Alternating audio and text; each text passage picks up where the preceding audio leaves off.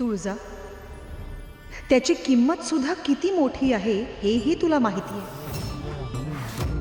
हो, मोहमुळे जेव्हा गंगाईच्या आईपणाची परीक्षा घेतली गेली तेव्हाच आम्हाला जाणवलं, आई ही कधीच स्वतःचा विचार करत नाही, जिंकायचा किंवा हरायचा विचार करत नाही. ती फक्त विचार करत असते त्या आपल्या लेकरांच्या भल्याचा. हे जग आम्हाला आई म्हणते आणि म्हणून आम्ही त्यांचा विचार करतो. पण जगदंबा तर खरोखर आमचाच अंश आहे. आम्ही तिच्यासाठी काहीही करायला तयार आहोत. मग त्यासाठी आम्हाला कितीही त्रास झाला तरी चालेल.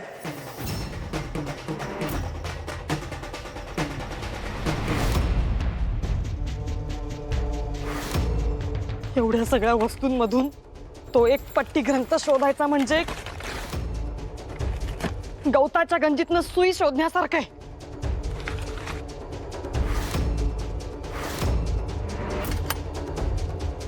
कुणीतरी बघेल आणि जीव जाईल. ही टांगती तलवार आहेच डोक्यावर.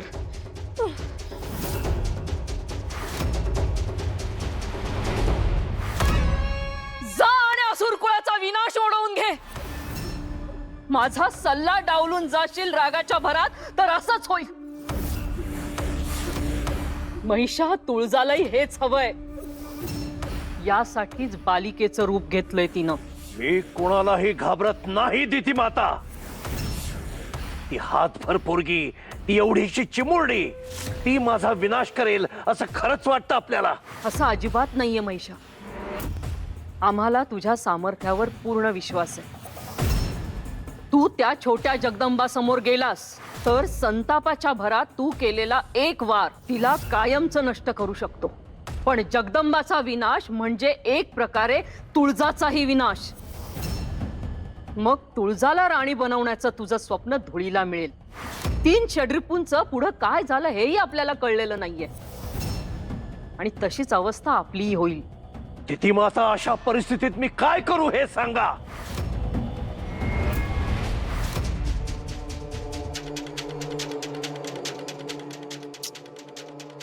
सगळीकडे शोधून झालं, काही हाती लागलेलं नाही.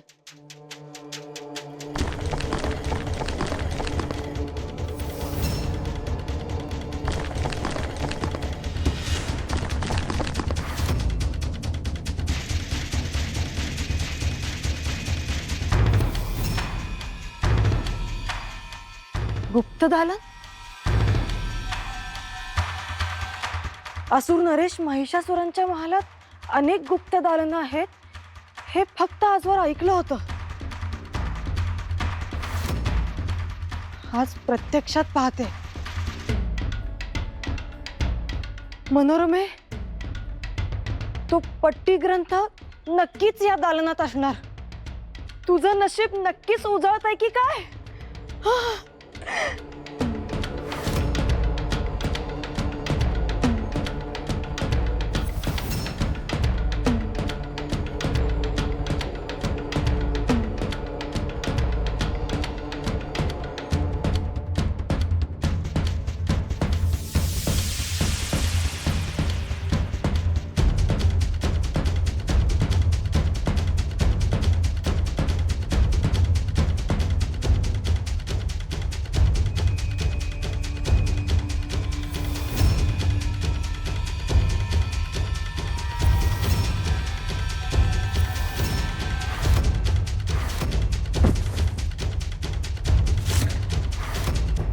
आता वेळ आलीये पुढचा रिपू पाठवण्याची.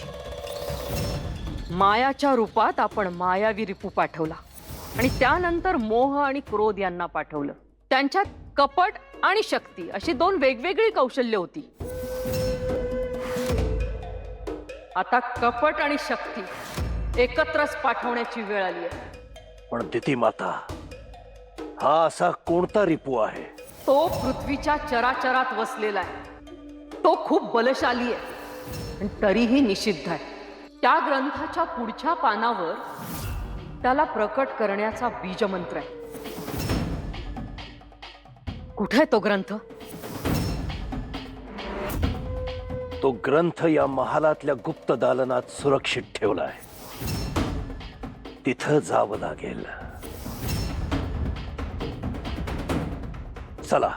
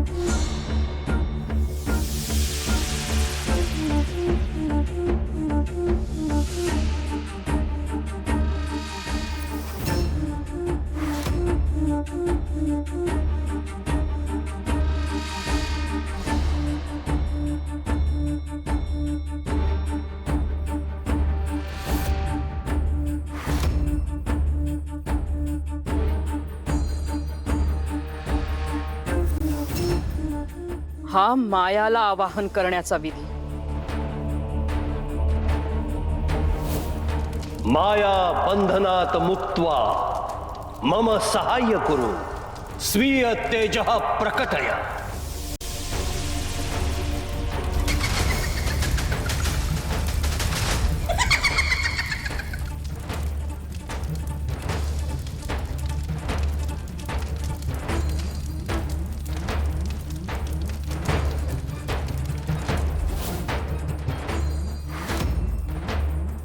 यानं मोह जागृत झाली होती. ओम मोह स्वरूपिण्ये नमः. मोहमूर्तये क्रोधमूर्तये च प्रकट स्वरूपिण्ये स्वाहा.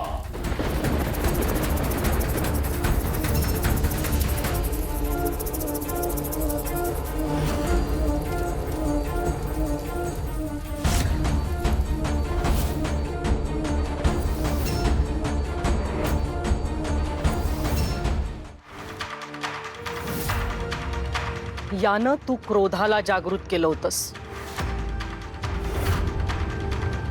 क्रोध बंधनात मुक्त्वा मम सहाय्य कुरु.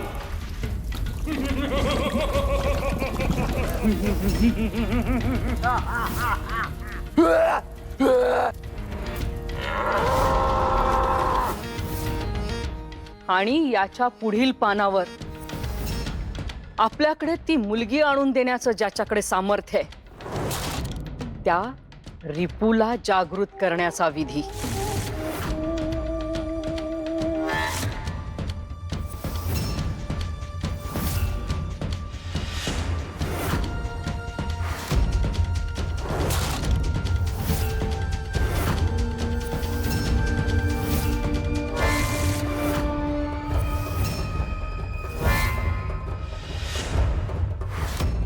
इथला मंत्र कुठे गेला?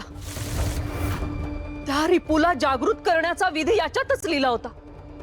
तो कुठे?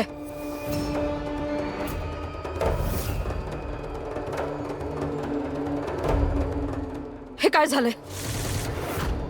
सगळे विधी यातच लिहिले होते.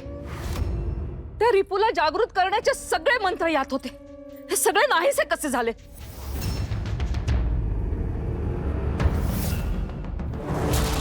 हे शक्य नाही.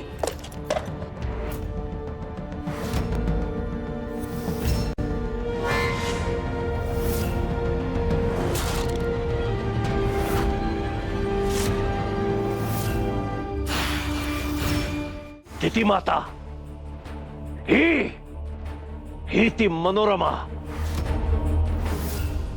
सम्राज्ञींची विशेष दासी. तिथी माता, या कृत्यामध्ये कदाचित हिचा हात आहे.